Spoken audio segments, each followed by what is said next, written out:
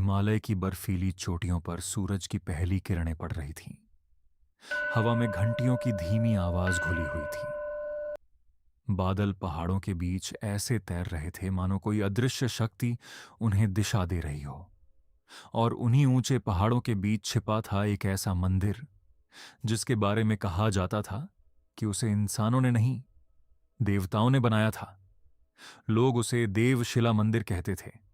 कहते हैं हर 100 साल में एक रात ऐसी आती है जब उस मंदिर के द्वार अपने आप खुलते हैं और हिमालय के देवता वहां उतरते हैं। लेकिन जो भी उस रात मंदिर के रहस्य को जानने गया वह कभी वापस नहीं लौटा।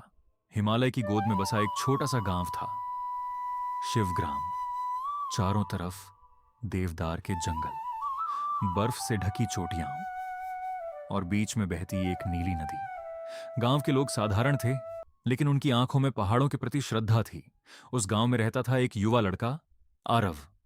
आरव बचपन से ही पहाड़ों की कहानियां सुनता आया था। उसकी दादी हर रात उसे देवताओं के मंदिर की कथा सुनाती थी। बेटा, हिमालय सिर्फ पहाड़ नहीं है, यह देवताओं का घर है, दादी कहती। और उन पहाड़ों के बीच एक मंदिर है जहां समय भी रुक जाता है। आरव हमेशा सोचता, क्या सच में ऐसा मंदिर हो सकता है? एक शाम गांव में भारी बर्फबारी हो रही थी। हवा इतनी तेज थी कि लोग अपने घरों से बाहर नहीं निकल रहे थे। तभी गांव के बीचों बीच एक बूढ़ा साधु है। उसकी लंबी सफेद दाढ़ी, हाथ में त्रिशूल और आंखों में अजीब चमक थी। वह सीधे आरव के घर पहुंचा। दादी उसे देखते ही चौंक गई। आप इतने वर्षों बाद? साधु मुस्कुराया। समय आ गया है। आरव समझ नहीं पा रहा था कि क्या हो रहा है। साधु ने अपनी झोली से एक पुरानी ताम्रपत्र निकाली। उस पर किसी प्राचीन मंदिर का नक्शा बना था। यह देवशिला मंदिर का मार्ग है। आरव की धड़कन तेज हो गई। साधु बोला, 100 वर्षों बाद मंदिर के द्वार खुलने वाले हैं और इस बार तुम्हें वहां जाना होगा। मैं? लेकिन क्यों? साधु ने उसकी आंखों में देखते हुए कहा, क्योंकि हिमालय ने तुम्हें चुना है। उस रात साधु ने एक प्राचीन कथा सुनाई। बहुत समय पहले, जब हिमालय की चोटियां और भी विशाल थीं, तब देवता पृथ्वी पर आते थे। कहते हैं एक बार पूरी धरती पर अंधकार छा गया। नदियां सूखने लगीं। लोग भय में जीने लगे। तब भगवान शिव हिमालय की सबसे ऊंची चोटी पर प्रकट हुए। उन्होंने देवताओं को आदेश दिया, ऐसा स्थान बनाओ जहां से धरती की रक्षा की जा सके। तब देवताओं ने मिलकर एक मंदिर बनाया। उस मंदिर की दीवारें किसी साधारण पत्थर की नहीं थीं, वे आकाशीय शिलाओं से बनी थीं। और मंदिर के गर्भगृह में एक ऐसी ज्योति स्थापित की गई जो कभी बुझ नहीं सकती थी। उसे देव ज्योति कहा गया। लेकिन उस ज्योति की रक्षा के लिए मंदिर को दुनिया से छिपा दिया गया। अगली सुबह आरव ने यात्रा शुरू की। उसके साथ वही रहस्यमयी साधु था। गांव वालों ने उन्हें रोका, मत जाओ, वहां से कोई वापस नहीं आता। लेकिन आरव के भीतर एक अजीब खिंचाव था। वह जानना चाहता था कि आखिर हिमालय उसे क्यों बुला रहा है। दोनों बर्फीले रास्तों पर आगे बढ़ने लगे। जितना वे ऊपर जाते, हवा उतनी ही ठंडी होती जाती। रास्ते में उन्हें टूटे हुए मंदिर मिले, प्राचीन घंटियां मिली और पत्थरों पर बने ऐसे चिन्ह जिन्हें कोई समझ नहीं सकता था। रात होते ही वे एक गुफा में रुके। तभी अचानक बाहर से घंटियों की आवाज आने लगी। आरव बाहर निकला, लेकिन वहां कोई नहीं था। सिर्फ बर्फ पर बने कुछ विशाल पदचिन्ह थे, मानो कोई अदृश्य शक्ति वहां से गुजरी हो। अगले दिन वे और ऊपर पहुंचे। अचानक पहाड़ों में जोरदार गर्जना हुई। बर्फ का बड़ा हिस्सा टूटकर नीचे गिरने लगा। आरव और साधु किसी तरह एक चट्टान के पीछे छिप गए। तभी धुंध के बीच एक विशाल आकृति दिखाई दी। पूरा शरीर सफेद बालों से ढका हुआ, आंखें नीली आग की तरह चमक रही थीं। आरव डर गया। ये क्या है? साधु शांत था।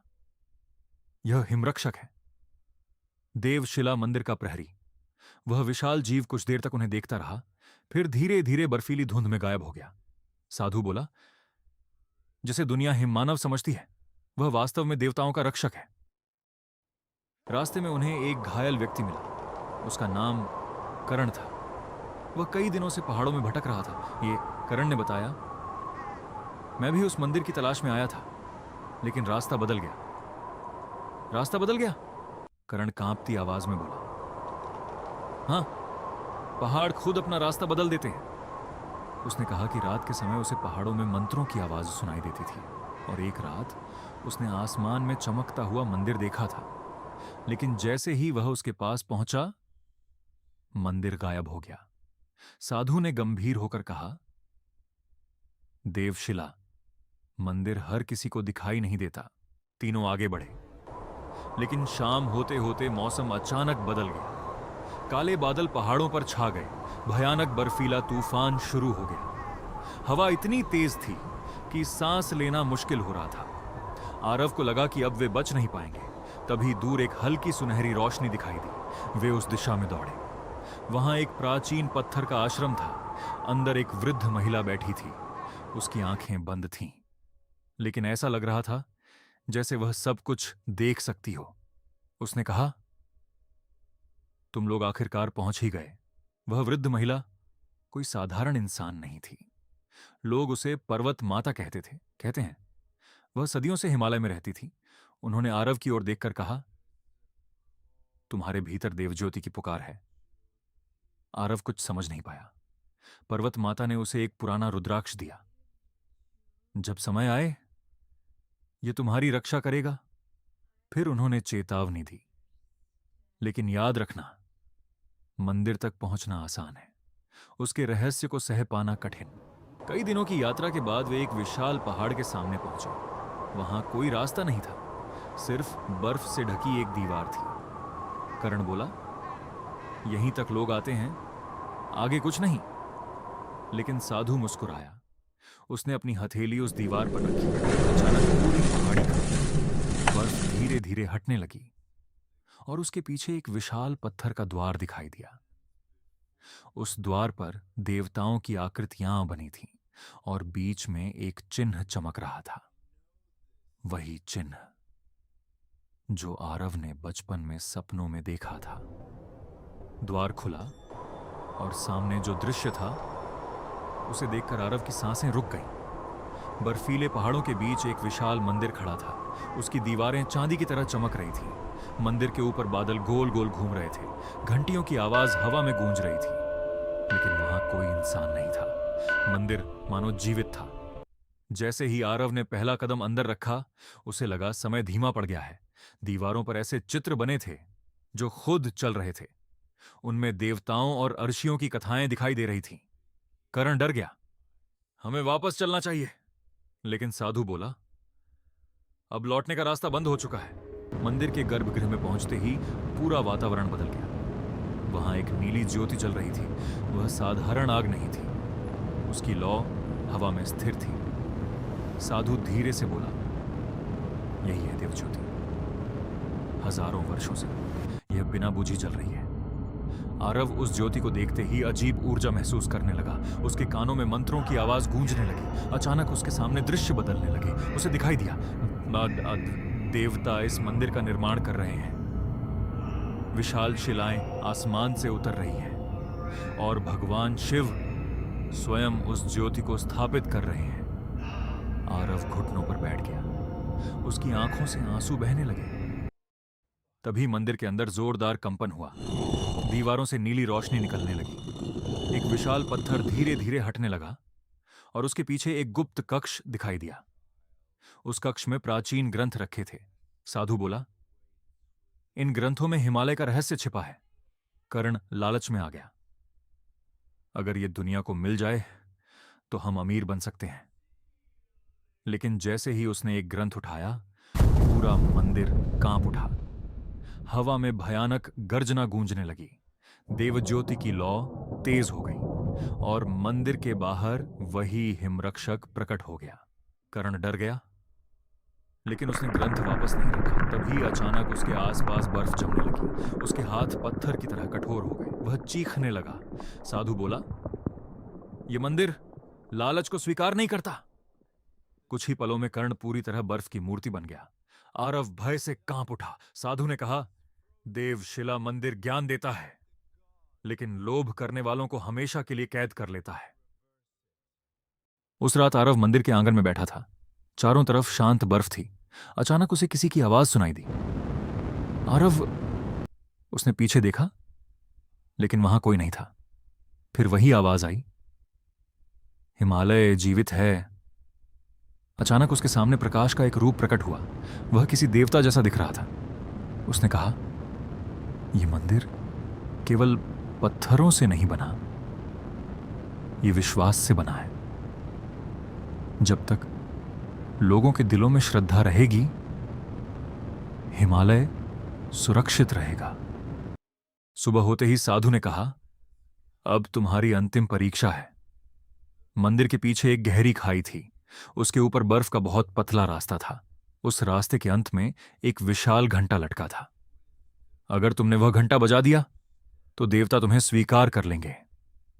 आरव धीरे धीरे आगे बढ़ा। नीचे हजारों फीट गहरी खाई थी। तेज हवा उसे गिराने की कोशिश कर रही थी, लेकिन तभी उसने दादी की आवाज याद की। डर से बड़ा विश्वास होता है। आरव ने साहस जुटाया और घंटा बजा दिया। पूरे हिमालय में उसकी आवाज गूंज उठी। जैसे ही घंटा बजा, आसमान में तेज प्रकाश फैल गया। बादल हटने लगे और पहली बार आरव ने वह दृश्य देखा जिसे देखने की कल्पना भी कोई नहीं कर सकता। सफेद प्रकाश से बने दिव्य रूप आसमान से उतर रहे थे। पूरा मंदिर सुनहरी रोशनी से चमक उठा। घंटियां अपने आप बजने लगी। हवा में मंत्र गूंजने लगे। आरव समझ गया, देवता आ चुके हैं। उनमें से एक दिव्य स्वर बोला, तुमने भय पर विजय पाई है। अब तुम इस रहस्य के रक्षक हो। आरव ने पीछे मुड़कर साधु को देखा, लेकिन अब वह साधारण इंसान नहीं दिख रहा था। उसके शरीर से प्रकाश निकल रहा था। आरव हैरान रह गया। आप कौन हैं?